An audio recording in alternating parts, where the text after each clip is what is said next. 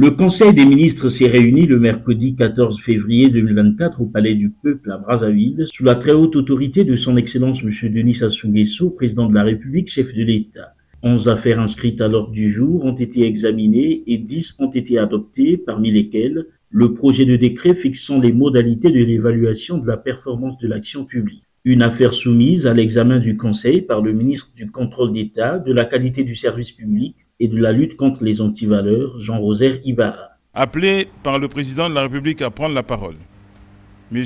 Jean-Rosaire Ibarra, ministre du Contrôle d'État, de la qualité du service public et de la lutte contre les antivaleurs, a soumis à l'examen du Conseil 4 projets de décret. Le premier texte est un projet de décret fixant les modalités de l'évaluation de la performance de l'action publique.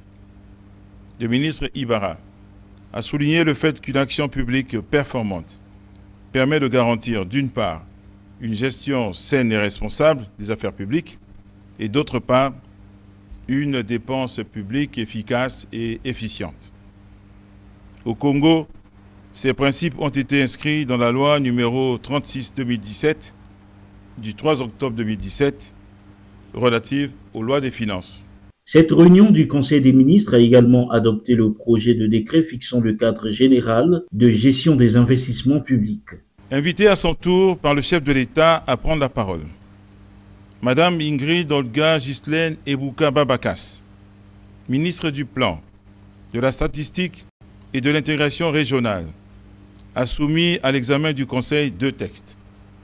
Le premier est un projet de décret portant approbation des statuts du Centre national de formation en statistique, démographie et planification. Créé par la loi numéro 18/2023 du 27 mai 2023, en remplacement du Centre d'application de la statistique et de la planification, en sigle KSP, lui-même créé en 1983, le projet de décret vise à rendre opérationnel cet établissement. La réunion du Conseil des ministres a aussi examiné et discuté sur un projet de loi portant création de l'Agence nationale de réinsertion sociale et d'éducation civique. Le pays est confronté depuis des années à des comportements juvéniles antisociaux ou déviants, des actes qui constituent le plus souvent une menace à la cohésion sociale et au vivre ensemble.